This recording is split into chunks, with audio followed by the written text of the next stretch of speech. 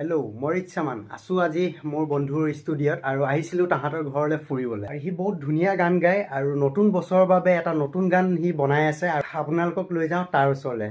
পূৰা কামত ব্যস্ত। কি কৰিছা আৰু কোৱা খা খবৰ তোমাৰ? নমস্কাৰ।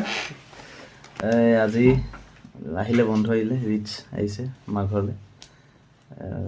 মই ষ্টুডিঅ'তে বহিছোঁ বৰ্তমান, কাম কৰি আছোঁ এতিয়া। ৰাতি মানে যিহেতু সকলোৱে গম পায় আমি সকলোৱে যুঁজি আছোঁ জুবিনদাৰ বাবে, তেওঁৰ ন্যায়ৰ বাবে, আৰু তাৰ লগতে নিজৰ কামবোৰো কৰি যাব লাগিব। যিহেতু জুবিনদাই কাম কৰিছিলে আৰু তেওঁ কাম কৰিবলৈ সদায় উৎসাহ যোগাই আছিলে আমাক, আৰু কাম কৰিলে তেওঁৰ হয়তো আত্মাই শান্তি পাব। সেইবাবে লাগিছোঁ আৰু নিজৰ নিজৰ কামবিলাকত।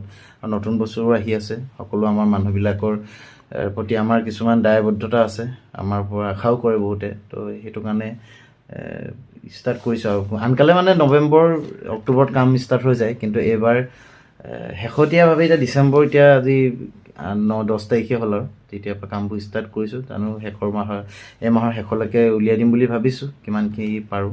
ৰাতি দিনে লাগিছোঁ। আৰু এইফালে আপোনালোকক এটা বস্তু দেখাম মই। এতিয়া নিশা 1 বাজিবলৈ হ'ল আৰু সমীৰেও সেই জুবিনদাৰ নিচিনা সি ৰাতি নুশুৱে। সি যিমান পাৰে গোটেই ৰাতি সি কাম কৰি থাকে। যিহেতু সমীৰে বহুত সৰু কালৰ পৰা, বহুত আগৰ পৰা সি এই লাইনত আছে, ছিংগিং লাইনত আছে। আৰু তোমাৰ কিমান বছৰ হৈ গ'ল সমীৰ? মোৰ মানে প্ৰফেচনেলি এইটো লাইনত অহা 2015 চনৰ পৰা আহিছোঁ মই। মানে এটা এলবাম কৰিছোঁ তেতিয়া। তোমাৰ ঘৰতো ষ্টুডিঅ' আছে আৰু বাহিৰতো তুমি কাম কৰি থাকা। তোমাৰ ষ্টুডিঅ'টোৰ নাম আমাৰ ভিউৱাৰ্ছক ক'বা নি? মই মানে এইটো নামটো পেপ ষ্টুডিঅ' হয়। হয়। তাতে মোৰ গুৱাহাটীতো আছে, কিছুমান গুৱাহাটীতো এটা আছে।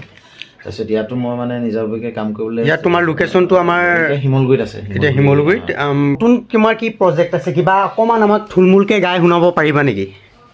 আচলতে কি এই তেনেকৈ একো ভবা নাছিলোঁ। ৰিচেণ্টলি জুবিনদাৰ ট্ৰিবিউট ছং এটা কৰি আছিলোঁ, ভাইটি আহিছিলে অভিমেষ, হয়, তাৰ নাম ল'বই লাগিব।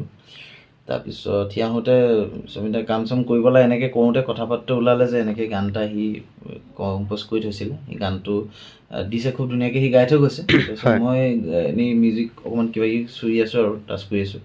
তো এই মাহৰ শেষৰ ফালে মুক্তি দিম বুলি ভাবিছোঁ। তো অকণমান এনেই 2 লাইনমান শুনাই দিছোঁ বাৰু আপোনালোকক। ঠিক আছে। তই খিতানে পাৰ্বতী